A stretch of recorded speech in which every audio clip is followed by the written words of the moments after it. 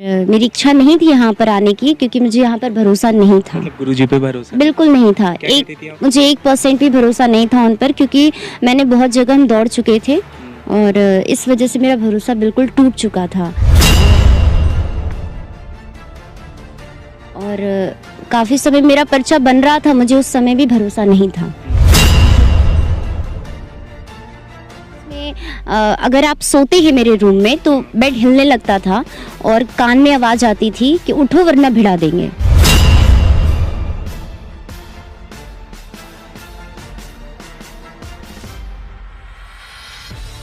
आपका नाम? दिव्यांशी दुबे। कब आए थे बागेश्वर धाम? हम 2 साल होने को आ रहा है, 2 साल पहले आए थे हम रक्षाबंधन के दूसरे दिन।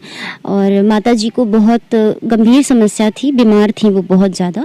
उस समस्या को लेकर हम यहाँ आए थे और मेरी इच्छा नहीं थी यहाँ पर आने की, क्योंकि मुझे यहाँ पर भरोसा नहीं था। मतलब गुरुजी पे भरोसा बिल्कुल नहीं था। क्या कहती थी आप? मुझे 1% भी भरोसा नहीं था उन पर, क्योंकि मैंने बहुत जगह हम दौड़ चुके थे और इस वजह से मेरा भरोसा बिल्कुल टूट चुका था। और काफ़ी समय मेरा पर्चा बन रहा था, मुझे उस समय भी भरोसा नहीं था। जो कि मुझे ये भी नहीं पता था कि यहाँ पर पर्चा बनता है, टोकन है, ये सब मुझे इसके बारे में बिल्कुल जानकारी नहीं था। मुझे ऐसा लगा कि कोई एक ओझा होते जैसे वो देख के बताते, वैसे ये बताते हैं। तो लेकिन जब मेरा पर्चा बना, जब महाराज जी ने कुछ ऐसी बातें बताई तो मुझे यकीन हुआ कि नहीं, महाराज जी सच बोल रहे हैं। और उसके बाद माता जी में बहुत सारे इम्प्रूवमेंट दिखाई देने लगे, वो ठीक होने लगी। तो क्या था मम्मा को, क्या था आपके? मम्मी को मेरे एक तरीके से मानसिक बीमारी थी। अच्छा। उसको भूत प्रेत टाइप? हाँ, ऐसा भी कह सकते हैं। वो काफ़ी गंभीर समस्या थी और इस बात को हम ओपन नहीं करना चाहते हैं। इसलिए बहुत ज़्यादा वो बीमार रहती थी, यहाँ तक कि उनको हर चीज़ में शक होता था कि इसमें कुछ है, यहाँ पे प्रेत है, यहाँ पर कुछ है, ऐसा उनको लगता था। और बहुत सारी ऐसी दिक्कतें होने में भी आपके? हाँ, मेरे घर में दिक्कत थे तो महाराज जी ने मना कर दिया वहाँ पर आने जाने के लिए, उसमें प्रेत बाधा की दिक्कत थे। तो वहाँ पे मतलब आप बोल रहे थे कि ऑफ कैमरा कि आपका मतलब बेड वगैरह भी हिलता? हाँ, वहाँ पर ऐसा था, ये दिक्कत था उसमें। अगर आप सोते हैं मेरे रूम में तो बेड हिलने लगता था और कान में आवाज़ आती थी कि उठो वरना भिड़ा देंगे। अच्छा। ऐसा था। और स्टैंड में बर्तन रखो तो वो फेंकने लगते थे, और लाइट ऑन करो तो लाइट बल्ब गिरा देता था अपने आप। फोन भी आता था? फोन आते थे, ये बात रियल है, क्योंकि मेरे से कई लोग जुड़े हुए हैं, वो भी इस बात के प्रूफ हैं कि हम जब फ़ोन लगाते थे तो उनको मेरी आवाज़ नहीं किसी और की आवाज़ जाती थी। तो उन सब बातों से जब हम यहाँ पर आए, महाराज जी के सामने सारी चीज़ें खुली, तो महाराज जी ने कहा कि ये सारी चीज़ें बंद हो जाएंगी आज से ही, और उसी दिन से बंद हो गया।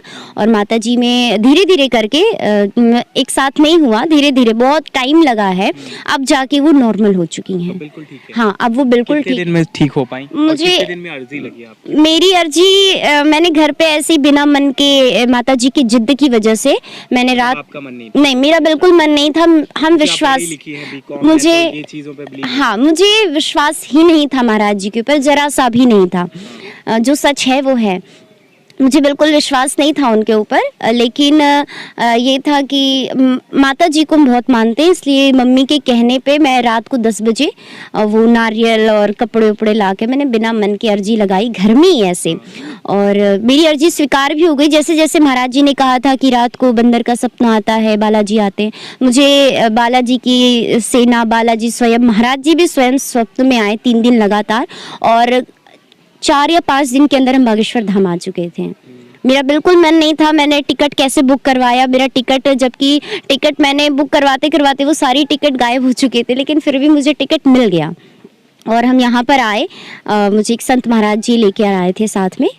वो रामभद्राचार्य जी द्वारा उनको उपाधि दी गई है, पीठाधीश्वर वो भी हैं, मनते करवाई गई है उनकी। उन लोगों के साथ हम यहाँ पर आए तो मेरा पर्चा बना तुरंत, रात को 2 बजे के लगभग मेरा पर्चा बना। और महाराज जी ने मुझसे कहा भी कि तुम्हें विश्वास नहीं है, ये जानते हैं हम, लेकिन हाँ, ये उन्होंने कह दिया था कि तुम्हें विश्वास नहीं है, ये मुझे याद है।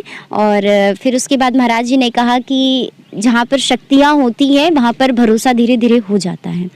तो ये बात मुझे 3 महीने के बाद मुझे ये दिखने लगा, क्योंकि माता जी की ऐसी स्थिति होने लगी कि हमें ऐसा लगा कि अब धाम को छोड़कर भाग जाना चाहिए। माता जी यहाँ पर आने के बाद बहुत बीमार होने लगी, हद से ज़्यादा बीमार होने लगी। उन पहाड़ियों के पीछे भाग जाया करती थी वो, कहीं भी मिट्टी कोड़ने लगती थी कि मुझे अब इसमें दब के मर जाना है। तो ऐसा होता था, लेकिन फिर मैंने महाराज जी से ये सारी बातें कही। महाराज जी ने कुछ जो भी वो करते हैं अपने पूजा पाठ, उसके हिसाब से उन्होंने उतारा किया नारियल का, उसके बाद बंधन लगाया बहुत सारा, तो उसके बाद से आराम होना स्टार्ट हो गया। फिर मुझे ऐसा लगा कि मुझे भाग जाना चाहिए।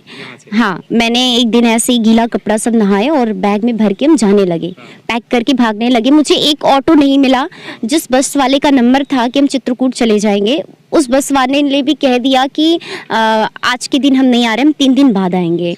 मैंने ट्रेन के लिए ट्राई किया, कोई लोकल ट्रेन नहीं, कुछ भी नहीं मिला। यहाँ तक कि महाराज जी को ये बात पता चला और महाराज भागना क्यों चाहते थे? मतलब तबीयत खराब? माता जी की तबीयत और ज़्यादा खराब होने लगी थी। फिर महाराज जी ने समझाया कि इन सब चीज़ों में ऐसा होता है, क्योंकि कोई चीज़ अगर है तो वो निकलना नहीं चाहता है, और अगर वो निकलने का प्रयास भी करे तो उसके लिए उसको थोड़ा दिक्कत होता है, शरीर पे ही दिक्कत आएगा।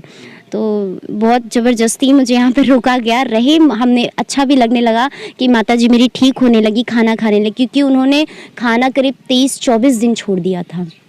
उन्होंने कुछ भी नहीं खाया था 23-24 दिन इस धाम पर। फिर उसके बाद महाराज जी की वजह से, बालाजी की वजह से उन्होंने बहुत सारे उपाय बताए। कुछ उपाय हम अपने मन से भी किया करते थे, हवन देना, तो उस सब की वजह से बहुत ज़्यादा इम्प्रूवमेंट हुआ।